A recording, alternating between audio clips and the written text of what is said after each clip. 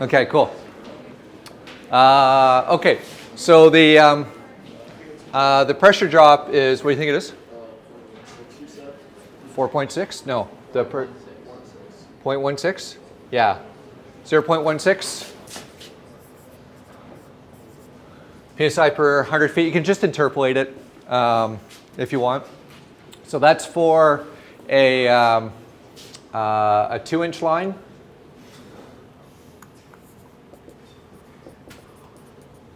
And we can go across the table and check some of the other ones as well. So 2.5, that's not a standard size. 3-inch, and we're kind of off the tables here.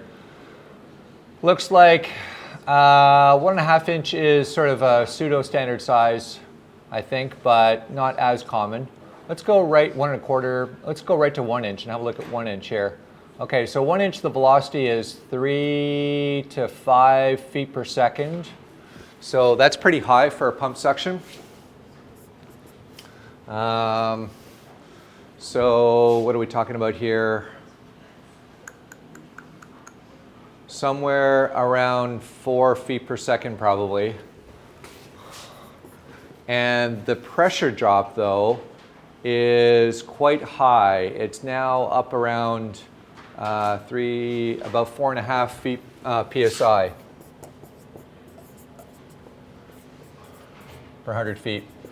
So I think 1 inch is a bad choice. 2 inch looks like a better choice, especially for a pump suction. We know we're going to be fighting a problem with NPSH on this one. So the bigger we can go, the better. We don't have a lot of pipe length. We only have 9 feet. So it's going to be 9/100ths of that number for pressure drop times the equivalent length. So I'd say we probably should go 2 inch on the pump suction. So let's do that.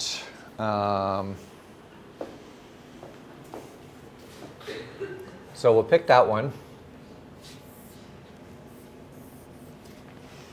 And we will calculate the suction line losses here.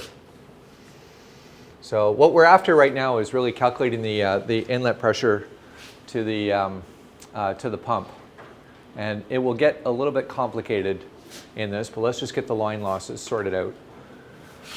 So, suction line losses.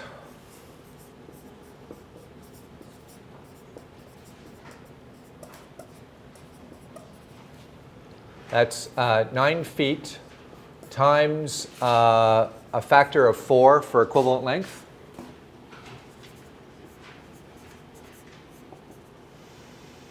Times 0.16 psi per 100 feet. So we need to divide that by 100.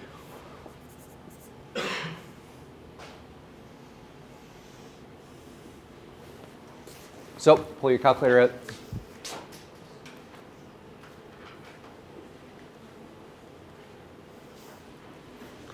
Multiply by 4.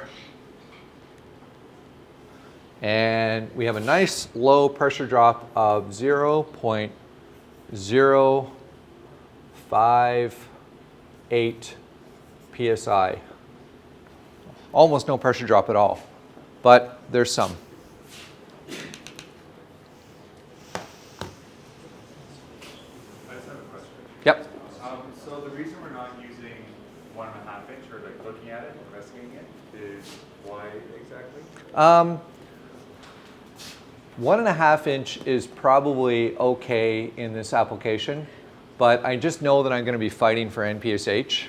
So I might as well go down, I might as well go up a line size. It's not going to cost any more. It's not going to cost substantial more. There is some question as to which ones of these are actual standard line sizes as well. I forget whether 1.5 is readily available pipe size or not. These line sizes are for attaching directly onto the pump. So pumps come in 1 inch and 2 inch, definitely. Yeah. But it's not as okay. Yeah. No, actually, what I mean when I say line sizes, I actually mean pipe sizes. Like, if you went out and tried to buy 3.5 inch pipe, it would be hard to find. So you'll even 5 inch pipe is available, but harder to find. So even though this table has all sorts of different line sizes, available line sizes, not all of them are easily accessible. And I can't remember whether 1.5 inches is easily accessible or not. I have to go look. So the reason I asked is because we had reducers and like height expanders on our PNIDs. Yeah. Around every competition. Yeah. Okay. Any other questions? I should ask a piping designer whether 1.5 inch is available, readily available or not. Depends also on the metallurgy as well. I should know that, I just forgotten. And okay, so that's our suction line losses. Now the tricky thing here is in order to get the pressure at the pump suction here, we obviously need those line losses. And what we also need is the vessel pressure in here, and the fact that that vessel pressure is being dictated by what's in the stripper here kind of means that we need to know what the line losses are of this system here.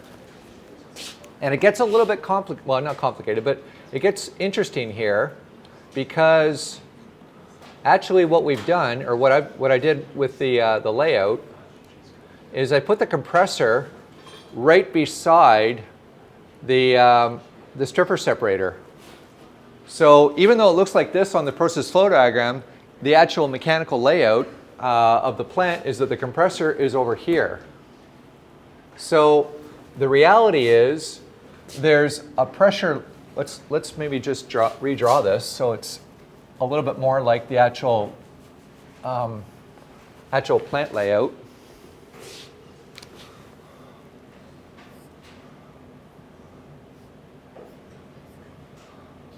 It actually looks like this.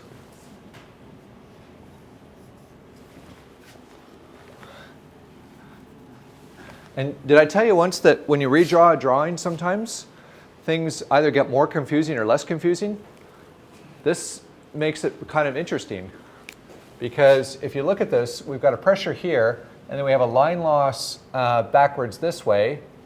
So whatever this is I think 105 kilopascals, and the flow rate is going this way. So at this point here, it's going to be less than 105 kilopascals, and then to get from the vessel to that same point, it's going to be we're going to be building pressure up.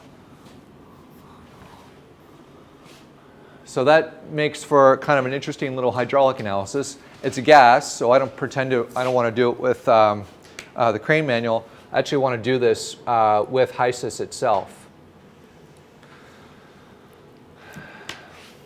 So what I need is the stripper vapor flow rate.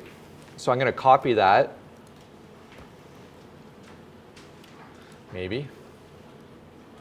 There we go. I'm going to copy that stream, and I'm going to put a pipe segment in to handle the so this is different than most of the pumps that I've done like this. Okay, so now what we're going to do is we're going to pop in a pipe segment here. If I can find it. There it is. And so what I've done now is I've copied this line right here with that flow rate. I'm going to go into the pipe segment like that. Now I'm into the pipe segment here. Okay, go to the rating tab. And what I need to do is append a segment on here. So now I can actually provide some data for it. I need an equivalent length. So I need to know how long the line is, the vapor line is coming back from the tower. So we need a quick sense of that vapor line. The vapor is coming in, it's coming out of the top of the tower, and it's basically going to traverse the same piping arrangement that the liquid was going along. So I've got about, let's just write this down. I've got about 52 feet plus another 20 feet.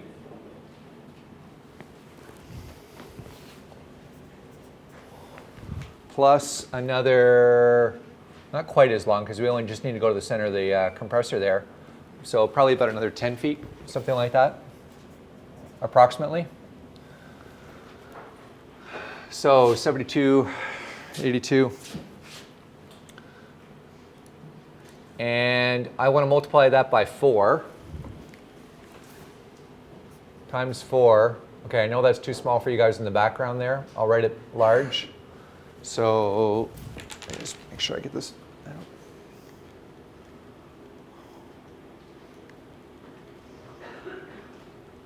Okay, 328 feet of equivalent length.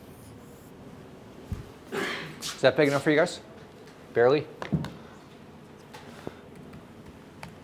Okay, so I'm popping 328 in there. I'm not going to worry about the elevation change. I need an inner diameter. I'm going to guess it's 2-inch pipe.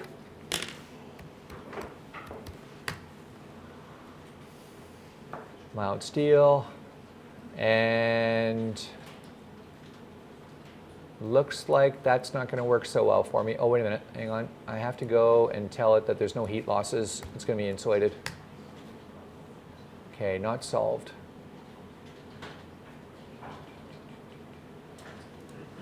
Okay, it's probably not solved because it's a 3-inch. It needs to be a 3-inch pipe. There we go. So looks like it's got to be 3-inch pipe. I think it's 3.067 is the ID of 3-inch pipe. If I remember correctly. And now let's just switch it back to SI because we've been doing everything in SI. So we came into the pipe at 105 kilopascals. We're going to come out at 93.47 kilopascals.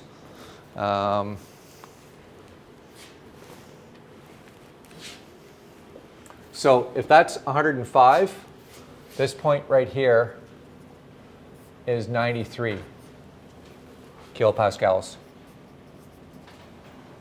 And now what we can do is we can determine what the inlet pressure is, what the pressure is in the separator itself by putting another pipe segment in there.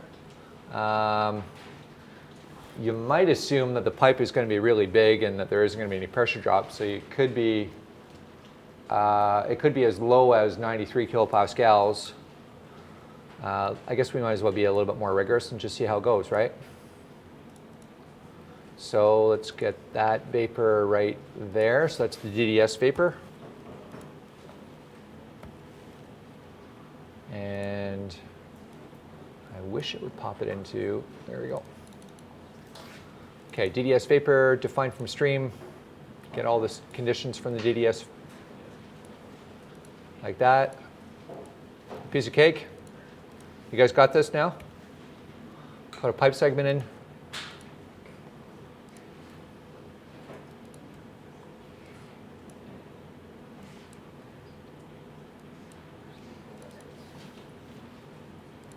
Set the heat losses to 0. Add a segment. What's our equivalent length? Need the model again.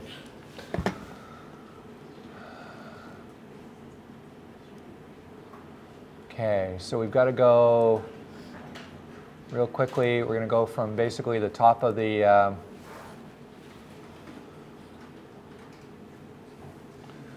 let's go up a foot. We're going to go back to the wall, line it up with that one there.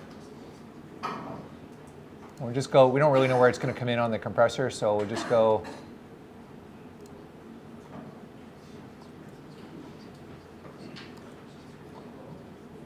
come on, vertical. There we go. Okay, so roughly, without really having good sizes for the compressor, unfortunately, we know that we've got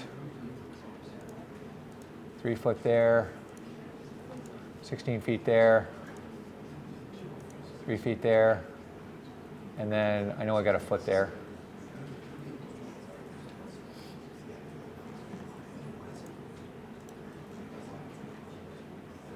Okay. So I have 3'6".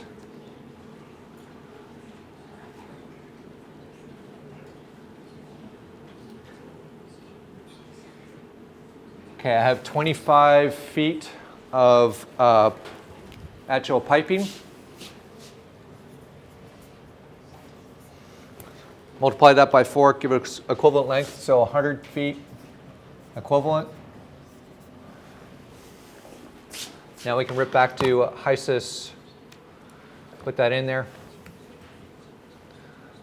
If you really want to get tricky, you could actually add segments here and add all the elbows and valves and fittings in if you want to. Just another way to do it. This is probably a lot lower flow rate, but let's try 2.067 and not solved, which means we might need to go 3 inches. You go to view segment? Yes? You can just... yeah, you can do that. Yeah, you can just choose schedule 40. You go to schedule 40 like that, and then you can actually pick the, oh, wait a minute, this is the problem. Hang on.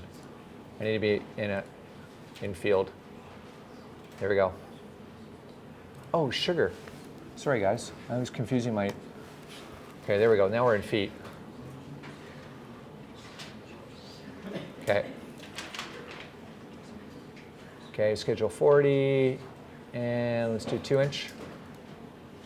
2.067. Okay, 2 inch looks good for that one.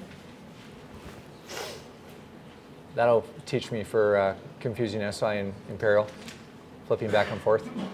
Okay, so now it looks like the pressure differential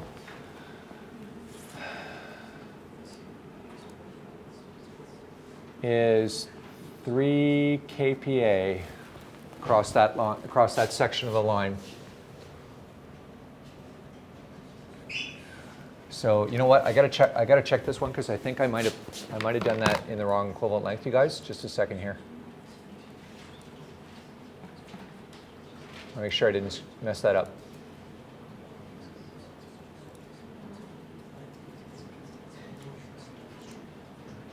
$328 feet? Yeah, okay, I'm good. I didn't, okay. Okay, so the pressure drop there in kPa is very, very small across that pipe. It's only 3 kPa because it's not a lot of flow rate. We could probably go down in pipe size, actually. Why don't we try and go down a pipe size? Nah, let's leave it at 2 inch, be done with it. We want to, okay, so we got 3 kPa, so that means that the pressure here is 96 kPa.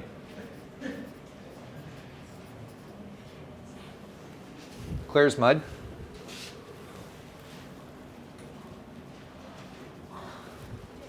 Yeah.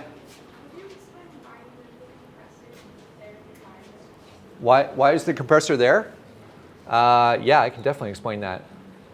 Okay, so if I put the truck on like that, I wanted to put the compressor in the truck. So it's, I couldn't really put the compressor very much closer to the tower, really. Is that the simple explanation? Yep. Yeah, it's easier to do compressible flow with a HYSYS pipe segment than it is to try and calculate it. Yep. So even though we weren't going to do the compressor sizing, we basically are doing the compressor sizing now. Yeah, okay, does that answer your question, Victoria?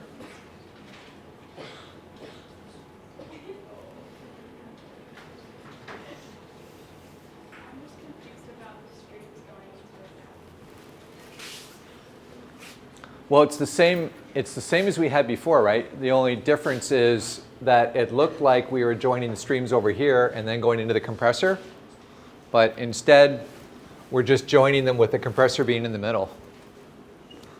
It's literally the same thing, but you can see how like changing a diagram can really change your perception of how the process actually is operating and the pressure drops around it. I think it's a valuable lesson in itself, actually. How you can get so streamlined, so tunnel vision around a simulation, how things are going to look. Okay, any other questions around that one? Yeah. If on the QIP we added manual valves, we added pipe fittings, all that sort of stuff, can we assume that's negligible? So the manual valves and the pipe fittings and all that kind of stuff are included in that 4x multiplier on the actual length. So if you want to go to the next level of rigor, what you could do is forget about that 4x multiplier, put the pipe segments into HYSYS, and actually let it put all the fittings and tees and all that kind of stuff into HYSYS or any other pressure drop program, and it'll calculate that for you. So, but typically the P&IDs we have right now are not really to the same level that you really need to really get the hydraulics perfect. So there's probably going to be some others. There may be a few other things that we've missed, and maybe the pipe routing, because I did it rather than a professional, is going to be a little bit different than what we've assumed.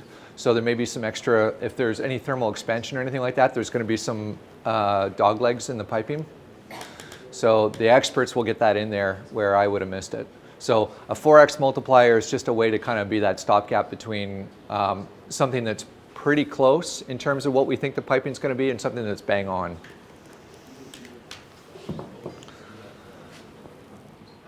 Okay, any other questions? So now we should be able to calculate the pump suction pressure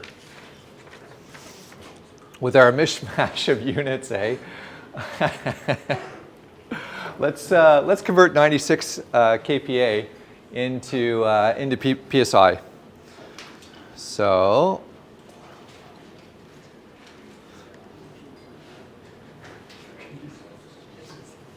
So divide 96 by 101.325 and multiply by 14.7, and we have, what's that? No, we calculate there's 3 kPa delta P. So that's 96, which means that the pressure here is 13.9. 3 PSIA.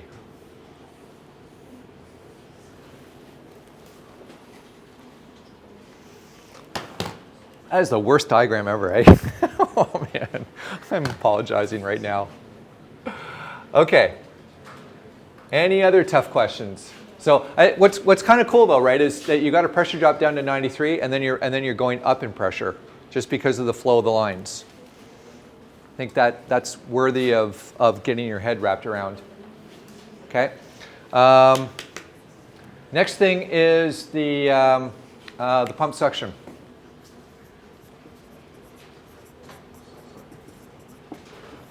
So that's 13.93.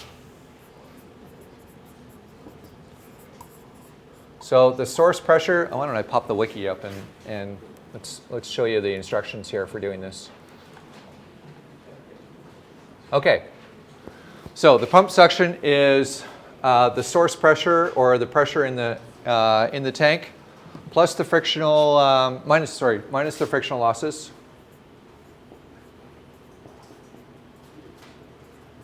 plus any static head that we have, which is pretty small.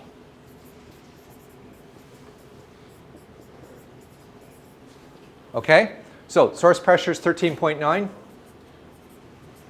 Minus the frictional losses, which is 0.058, plus any static head, and our static head is 5 inches of head.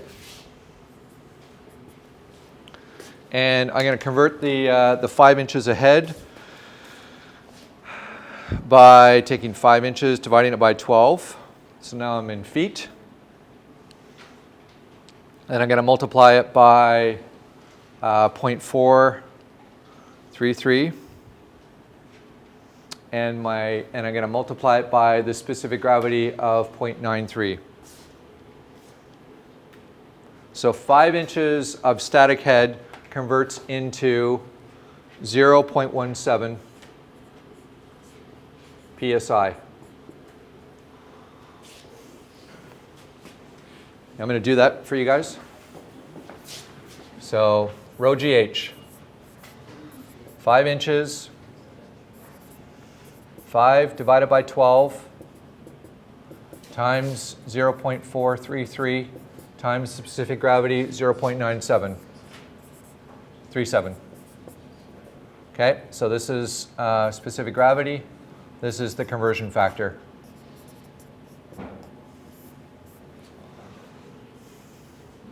Equals 0.17 psi.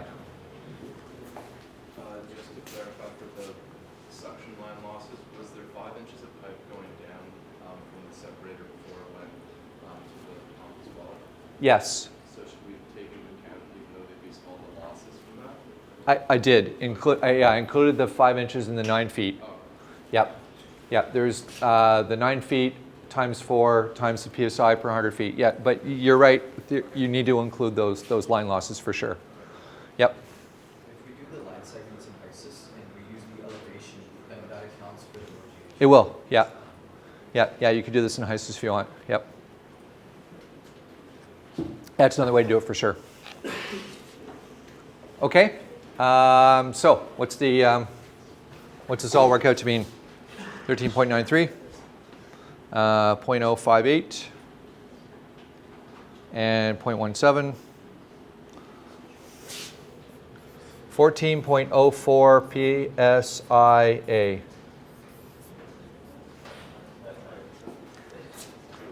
It's just slightly under vacuum. Do we account for head in the separator? Okay, so here's the thing about the head and the separator. Philosophically, what you want to do is, if you want to be able to run the pump when the tank is empty, so be able to run the tank right empty, then you might as well just assume that you have no liquid level when you're doing the pump calculations. That's a worst case. Okay, if you have pump head in here, it's going to add suction pressure to the pump, and that's going to be easier for the pump to achieve. There's going to be less differential across the pump will achieve it. Okay, so the worst case scenario, I'm glad you asked that question actually. The worst case scenario is to size for when the liquid level is 0 in the tank. So we're almost for sure going to have NPSH problems, but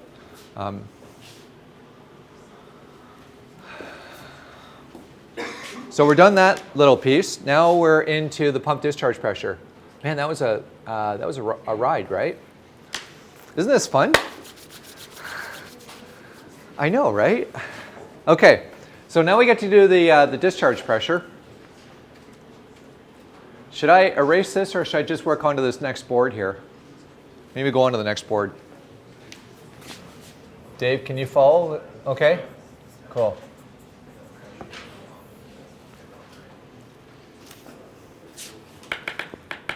So the equation is the destination pressure plus the piping frictional losses plus the control valve losses plus or minus static head, depending on how you do it, and equipment losses. We have no equipment losses. Let's just work our way through this. Okay, so pump discharge. Destination pressure, 105 kilopascals. Let's convert that over. Oops.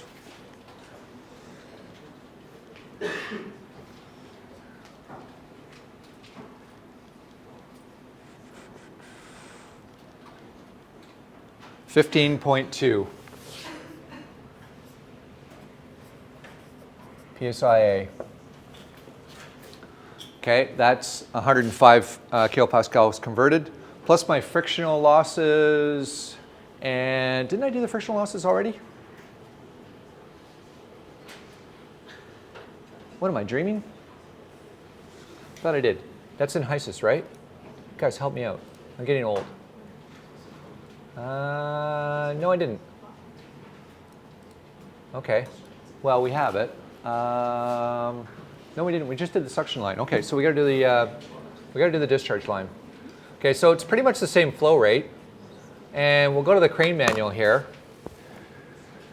And so we can go. We were quite low velocity and quite low pressure drop on the pump suction. On the pump discharge, we're not as worried about NPSH. We're not worried about NPSH. So we could go down to line size, half inch. Let's look at 1 inch. Basically, so 1 inch, our velocity would be 4 feet per second, 4.5 psi per 100 feet. So we could probably get away with something like that if we want. That's a pretty high. That's way over the guideline of like 1 to 2 psi per 100 feet. So maybe we shouldn't go with 1 inch. Maybe 1.5 inch doesn't look too bad. Okay, let's do for fun. Let's do 1.5 inch, because now it's all coming back to me. It is a standard pipe size. Okay, so 1.5 inch.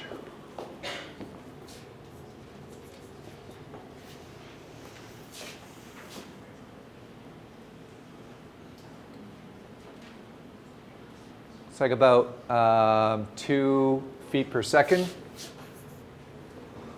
and around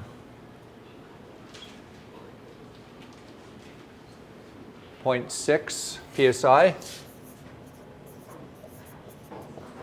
per 100 feet. That's pretty low. So we'll do that.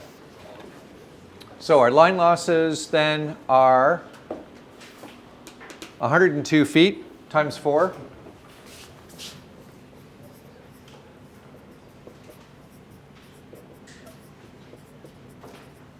times 0.6 psi per 100 feet.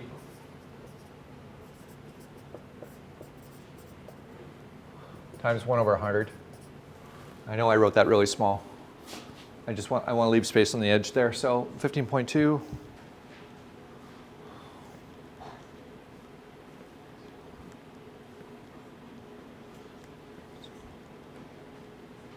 So that's 2.4.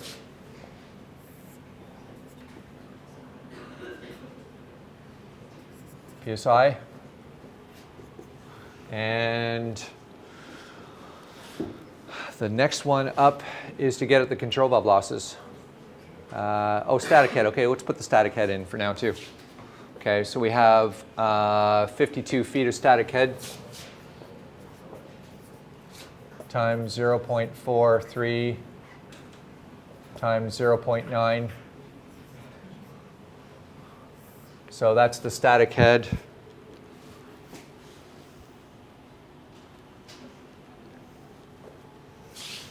(20 psi static head).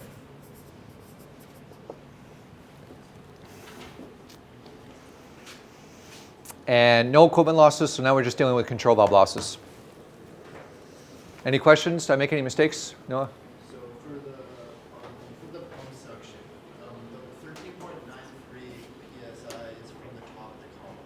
It's from. Do you account for the pressure increase to the bottom? Or is that the bottom? Well, if the tank is empty, okay, there's no difference between the top and the bottom pressure. Yeah, negligible rho GH of the vapor. Okay. Okay, do you guys see any other mistakes? Help me out here. So now we're really just left with the control valve losses. So let's do some control valve sizing, shall we? This is fun.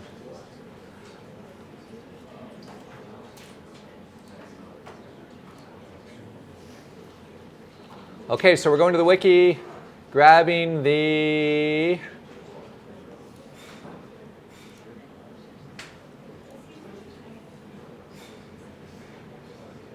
old pump sizing checker trick.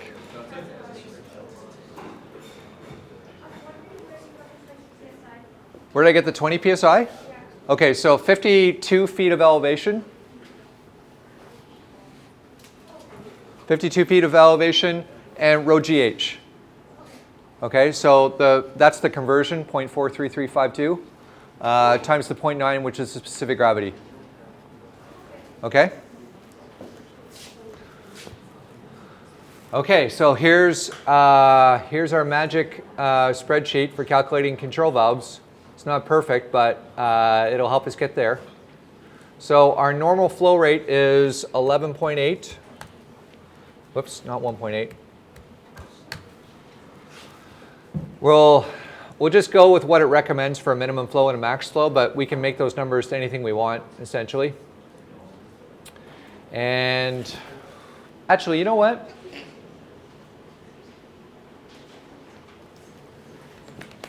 Just because of this version, I'm going to ax out the 15% of the minimum flow bypass for this version. So 10.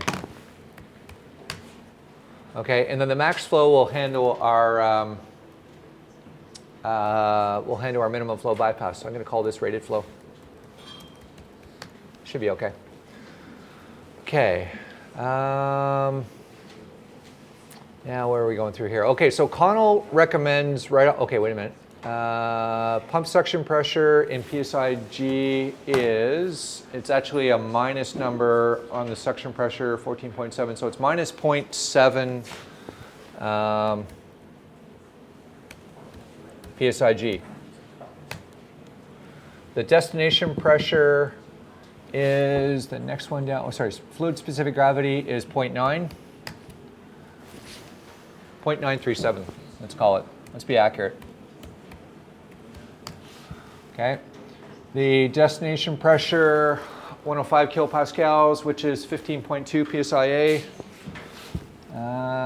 Okay.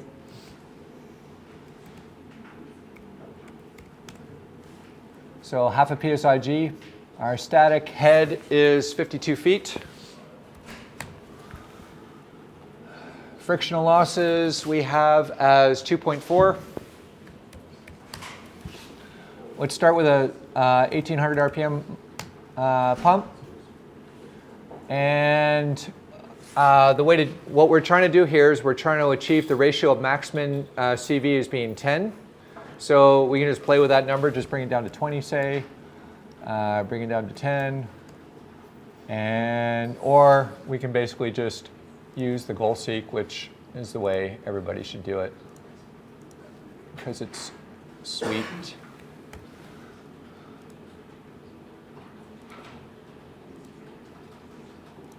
There we go. Okay, so my program is predicting almost half the pressure drop that Connell would predict with 10 to 1, with still having adequate turn down in terms of the control valve losses. So now one thing is 9.2 psi does sound pretty reasonable. Like a lot of people would recommend a minimum pressure drop across a control valve of 10 psi. So, and Connell's method is a lot more proven than my method. So, but I'm going to go with my method because I have faith. So I'm going to use 5.2 psi as my control valve losses, and I need to fit that in here somewhere. It's lost. So I'll just add it onto another line here. Okay. So 5.2 psi for the control valve. Did everybody see how I did that? Yes? Sorry, so in the spreadsheet, there's, on the cell that's highlighted right now, that's the pressure drop that your sheet predicts, and then the Connell method on the right is a separate one, and then we assess the difference in which ones is. Yeah. Yeah, if you want to go with a tried and proven methodology, use Connell. If you want to go, if you want to be a radical, use mine with your own risk. Yeah. So you're kind of converting around the ratio of 10 by changing your. Yes. Yes. Okay. Now, actually, while we're doing this, let me show you what the control valve selection would be here. Okay. So what it's saying is the min CV is going to be 1.5, and the max CV is 14.5. Okay. So if you scroll down here, here's the Fisher control valve. Can I make that a little bit bigger? Okay, can you guys see that still? Yeah, but it won't make it any bigger. I have to do this. Okay. Okay, so we're looking for a min CV of 1.5 and a max of 14.5. So what control valve would we use? Let's have a look. Let's put a couple lines on here. Insert Okay, so 1.5. Here's the CV line here. Should make that red. Okay, for a 1-inch line, for a 1-inch valve, control valve. And so 1.5 would be somewhere around 15% open, and the 14 is around 75% open. So not ideal, but it's the smallest control valve in this table. There are other smaller control valves.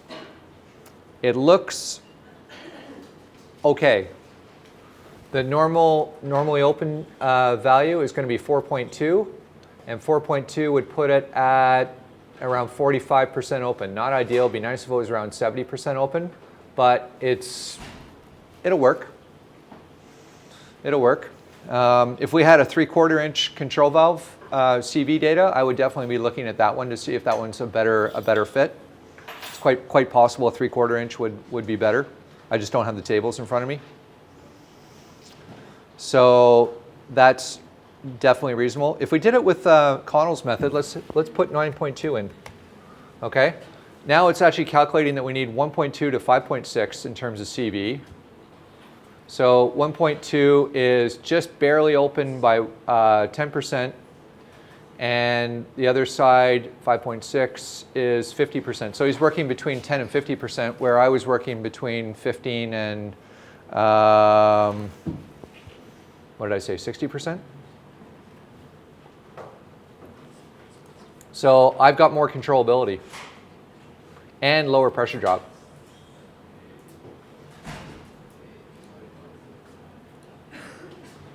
Yeah, just undo it. Yeah, 14.5. Yeah, I have better controllability.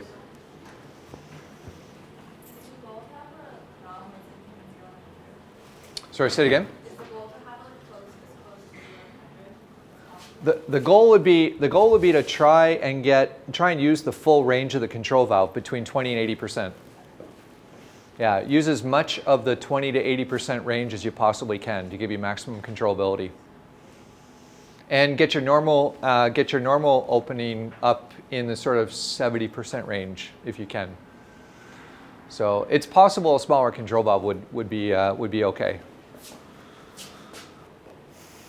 So I have found with my method, it's not perfect because I'm having to predict a couple of things, and I'm going to show you in a second. So I'm predicting the slope of the pump as you're rising towards less flow rate as 114%. And I'm predicting that as it moves out on its pump curve, it's going to drop to 88% of its best efficiency point. So those are some big assumptions because we haven't actually picked the pump at this point in time. They're just based on some general principles of centrifugal pumps, or some general data that we've collected on centrifugal pumps. So those numbers there may not be right. But at the same time, Connell's method also makes some predictions about what the pump curve looks like. So it's buried in his assumptions, in the assumptions on it. So anyway, what we can do is once we get to the pump sizing and we get some confirmed numbers, we can come back and refine those numbers and see if we've still got the same selection control valve. So the good thing here, I guess, is that probably it's the same control valve. So whether you use Connell's method or my method, the same control valve pops out as being the best control valve. The difference is the impeller trim. The diameter of the impeller that's needed. So in my case, I'm using less differential pressure across the control valve, so it's going to be a slightly smaller impeller. It's going to be using less horsepower. So that's what I've found with this method. It either uses less horsepower, or it gives more controllability, or it does both than Connell's method. Okay, so we're good there. We can work out the discharge pressure. Let's just do the math on that real quick, have you guys already done it? I would hope you have. Okay, 42 PSIA. What did I forget? Man, I feel like there's something missing there. Okay. The next step, according to the wiki, would be to calculate the differential pressure.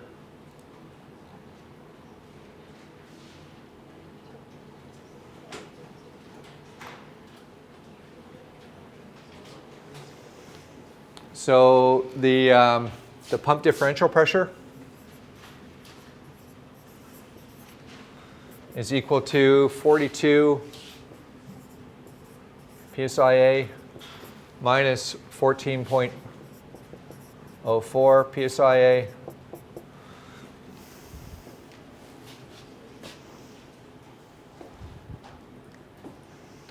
(28.76 PSI). No A in this one because it's delta now. And the pump TDH is equal to 28.76 divided by 0.433 times 0.9493. I should have really done this as 0.94 as well. And just fix that. And that is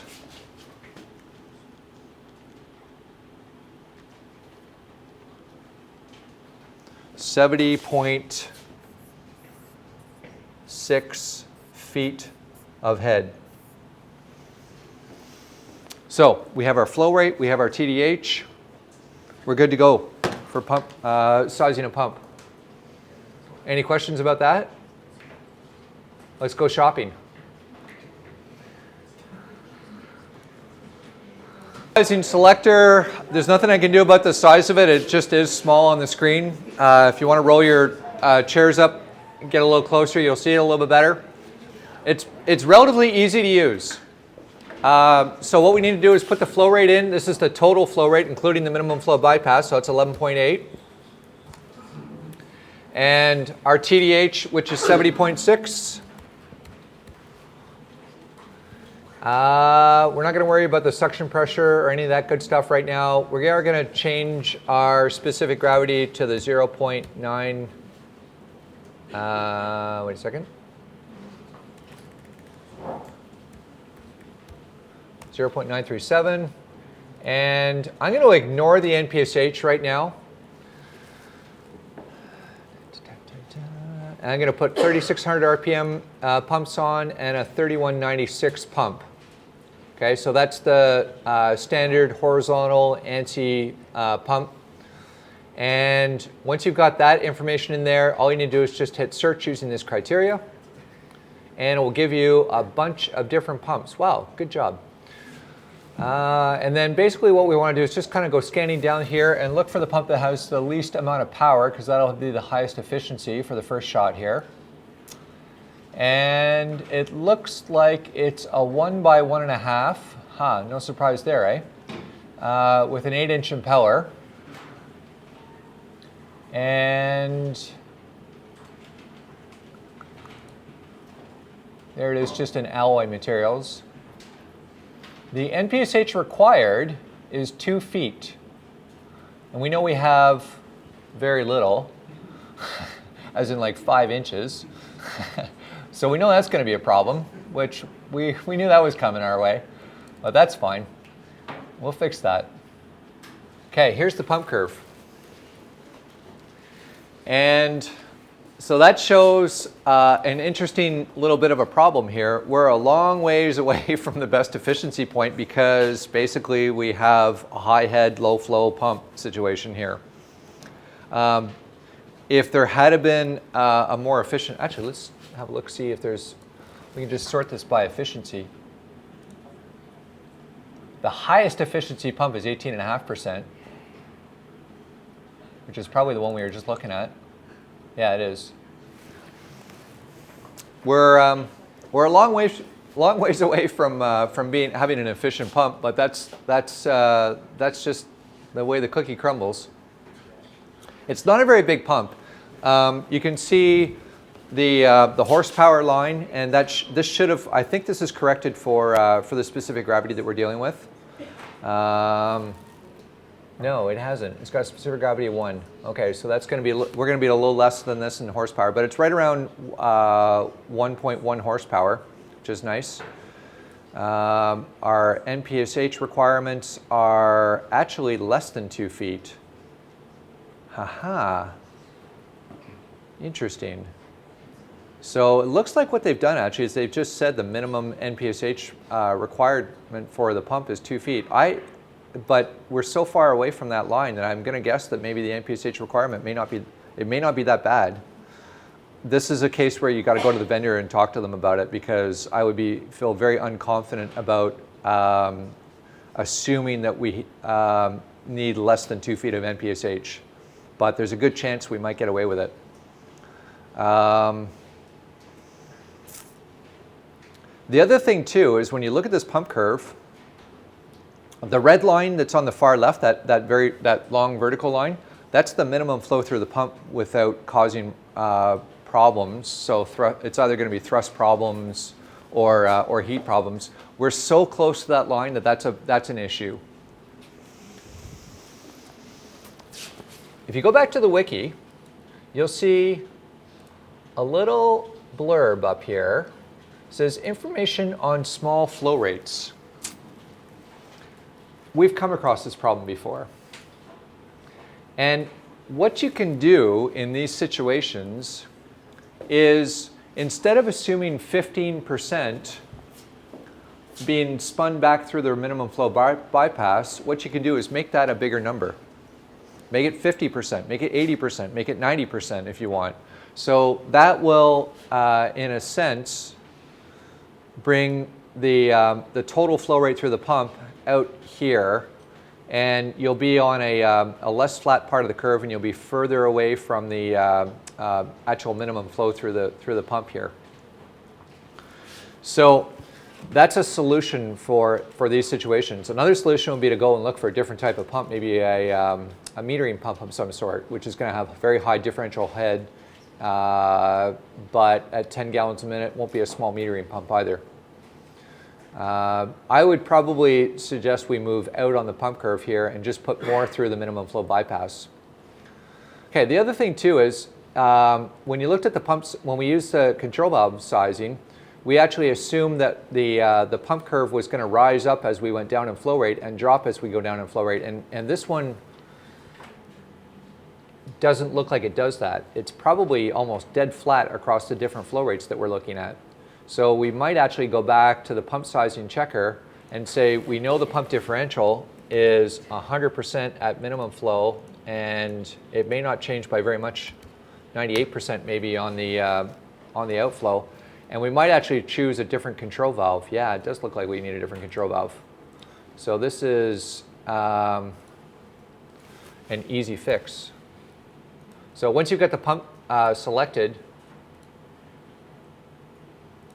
there we go. Actually, it looks like we can go back to as low as 1.8 psi. That would be, that's not going to make that much difference, but it's going to make a little bit of difference. So there's a little bit of iteration on this particular pump, just because it's so far from being operated in a normal spot. So ideally, what we'd want to have is that operating point right somewhere in the maximum efficiency, and then the pump sizing checker would actually give us decent numbers. So why don't we fix that right now? Why don't we put a little bit more through the minimum flow bypass? Oh, that's going to cause problems with the NPSH, isn't it? I don't want to spend time doing that, you guys, because I want to move on to the NPSH. I can do it, but it's going to take me another hour. So what I would recommend in this case is that we do bump up the minimum flow bypass through this, and that's really all we need to do. I guess it's not that hard to do, actually. Yeah, because the control valve has still got the same flow rate to it. It's just a straight increase in flow rate through the suction line and back through the minimum flow bypass. So we're just increasing the flow rate through here a little bit. We still have very, very low pressure drop through the suction line, because we've made the suction line so incredibly large.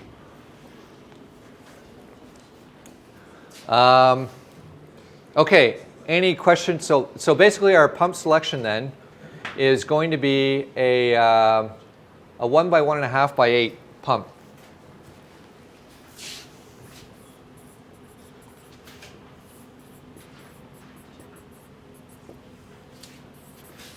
Gould's 3196. What RPM was it? Probably 1750. Oh, actually, that would be the, no. Gould's 3196, 1750 RPM.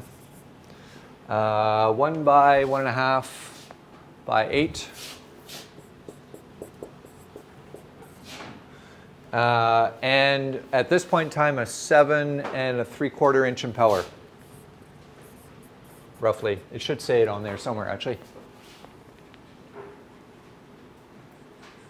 I don't see it, but it will say it somewhere.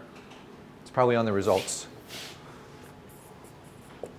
Another way to look at this actually is kind of critique this a little bit is we're pretty close to the maximum impeller size on there.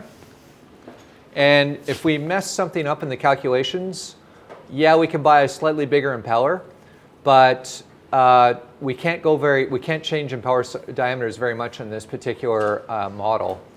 So if the piping is different or whatever, if there's other stuff that pops up, you could be in danger of having to change pump sizes itself. So the actual housing and the motor and stuff like that could change on you a little bit. So that could be a problem. Be nice to have a pump that would give us a little bit more flexibility. Let's say a 1 by 2 by 10. Let's just try this one for fun. Okay, there. If you look at that 1 by 2 by 10, you get the same problem of we're really close to the shut-in flow of the pump, but the advantage here is we could put more flow through it for the minimum flow bypass, move into this area a little bit, and then if there's a mistake made essentially in terms of differential pressures anywhere, then it's easy to change the impeller diameter here without having to change the pump size. So this is a little less risky choice. A 1 by 2 by 10.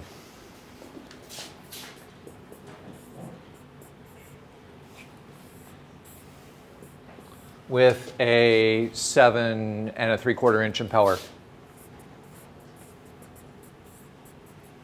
That's the one I'd pick because it's pretty preliminary. So if we really had great numbers, the other one is fine. Does that make sense in terms of sort of the thinking? Okay, so NPSH calculations, they're pretty quick.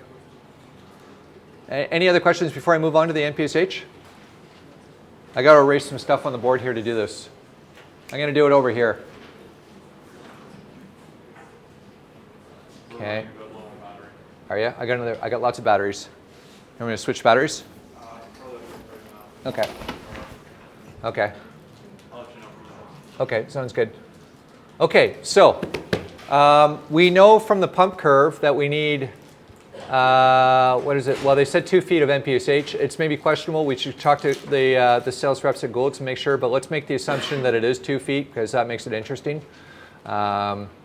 And so in order to get 2 feet of NPSH, plus we want some margin, okay? So the recommendation for NPSH is to have 20% margin or 3 feet, whichever is the greater of 2 to 3 feet or 20% excess above the NPSH required. So I guess I should work out how to do the NPSH calculation first before I jump ahead. Okay, here, let's do NPSH calculations right here.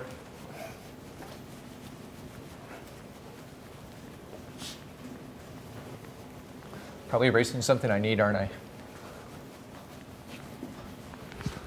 Okay, NPSH.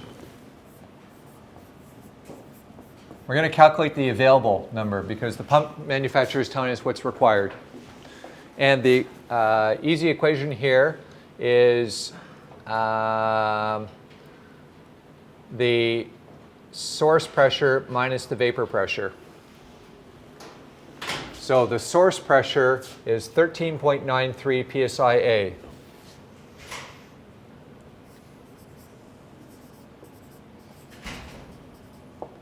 Minus the vapor pressure. Okay. Oh, actually, wait a minute. Sorry, I screwed up. It's 13.93 psia in the vessel, but we want the suction pressure here. Okay? So, which we actually calculated. Okay, the pump suction is 14.04 psia. Okay, sorry, I haven't done this in a while, so I'm forgetting. Okay, so the pump suction pressure is 14.04. Okay, and that includes the static head, and it includes the losses through the line. And now what we want to do is we want to subtract the vapor pressure. So the vapor pressure, probably some of you are going to know how to do the vapor pressure in this particular situation right off the bat. But if it's a boiling fluid, then the vapor pressure of the liquid is the same as the pressure in the container. So I know that I could just subtract 13.93 psia right here. If you don't know that you have a boiling fluid, then just grab the stream from HYSYS and unspecify the pressure. Okay, leave the temperature the way it is because the temperature's fixed, and spec the vapor fraction as being 0.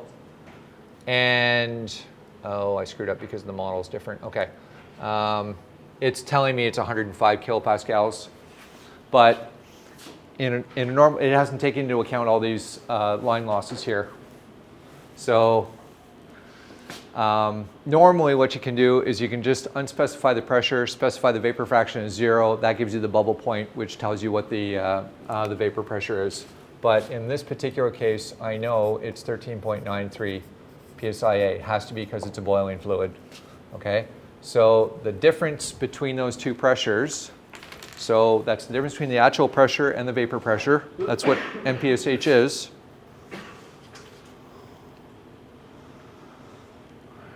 Come on, Dave. Okay, so 0.11 psi, and then we need to convert that into feet of liquid. So 0.11 times 0.433 times 0.937. I'm putting some significant digits into the specific gravity because it matters in this case. And we should get something pretty close to 5 inches.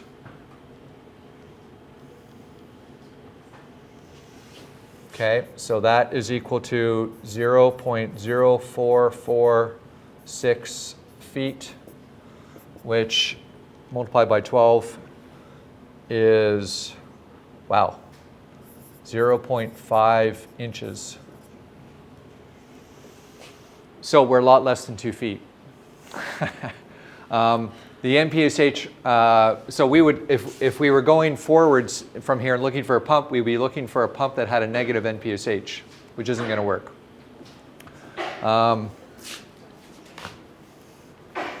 So what we know that the pump manufacturer specified we need 2 feet of NPSH. We want to add some margin on top of that, say 2 or 3 feet on top of that. So we actually need to provide about 4 feet of NPSH.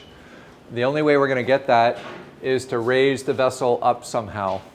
So what we could do is, if worst comes to worst, what we could do is set the low-level interlock way up in the vessel and shut the pump down before we have NPSH problems. Yes? Can we not add in what? Add in more piping? More piping is going to make it worse. More piping is going to increase the frictional losses. Okay, if the frictional losses increase here, that's going to make this number lower. If we make that number lower, then we're going to make it worse. Yep. Did you calc wrong there? So you divided by Probably. You divide by 0.433 for PSI to P. Yes, thank you. Thank you. I thought it seemed a little sketchy. Thank you. Sorry, guys. I'm glad you guys caught that. Yeah.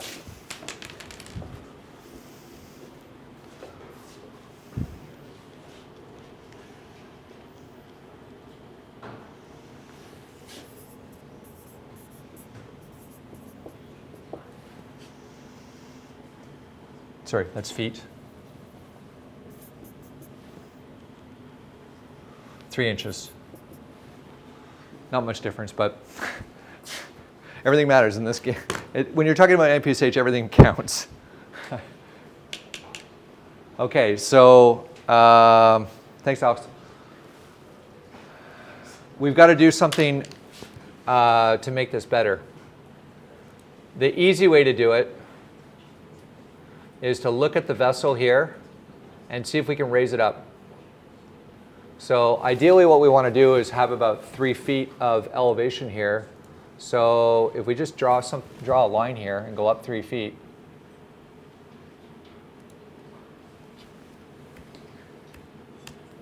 that's about where we want the bottom of the vessel to be.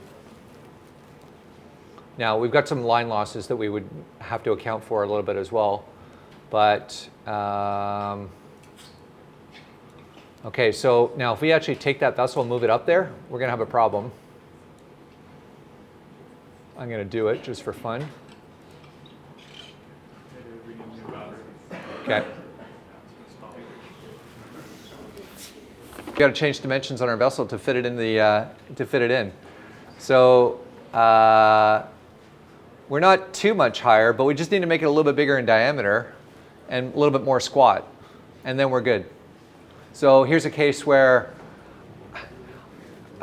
we need to adjust the dimensions of the vessel, make them a little less economical, just so we can fit it in and make the NPSH work. So I've made buildings bigger because of NPSH on pumps. So we actually pushed a building up probably by about 15 or 20 feet just to make the NPSH work. It was either that or put the pumps in a pit somewhere, and nobody was going to do that. So now that we've moved it up 3 feet, we could go back and redo the calculations a little bit, because with it's now no longer 9 feet of equivalent length, right? We've added another 3 feet. So we have a little bit more frictional losses, not as much frictional losses as we're going to gain in terms of static head. But you should go back and redo the calculations just to make sure you've gone, whether you need to go 3.5 feet or 4 feet or something like that, just to get that NPSH. So actually, you know what? It's not even 3 feet. It's 3 feet above 2 feet. It's actually 5 feet we need to go up. Yeah, it's actually 5 feet we need to go up, you guys. So go up another 2 feet.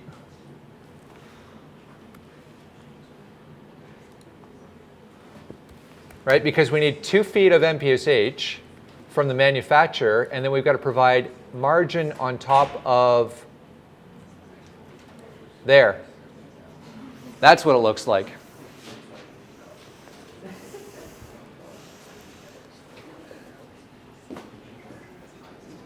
So the only other alternative is to put the low-level interlock higher in the tank, but it has to be at that elevation in the tank. It's a bit of a bugger, isn't it?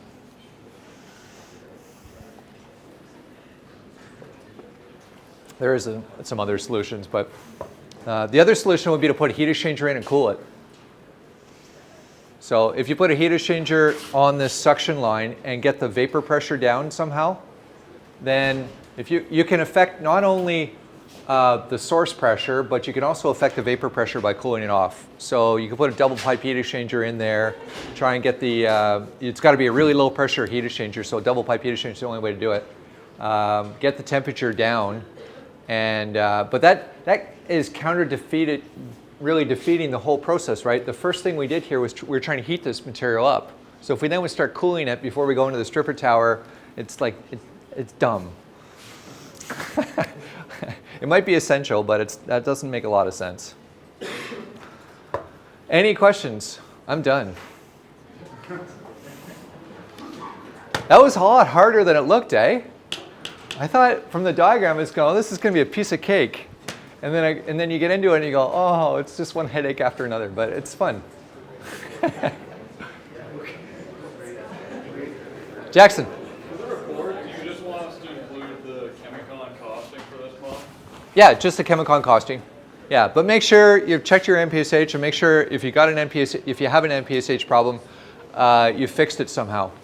If we do our stuff in Excel rather than MathCAD, is it okay to just make sure that the spreadsheet is like really well laid out, or do we have to also do sample calculations? No, you can do it in a spreadsheet if you want.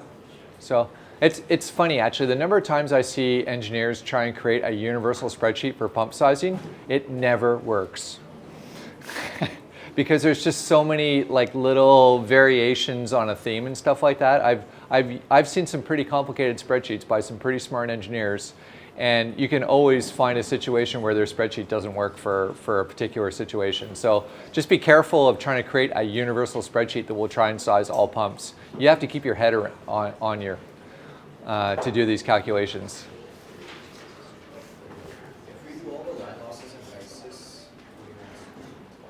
If you do all your line losses in HYSYS, then just print out the spec sheet in HYSYS and include the, where is it here? So there should be a spec sheet option to print here.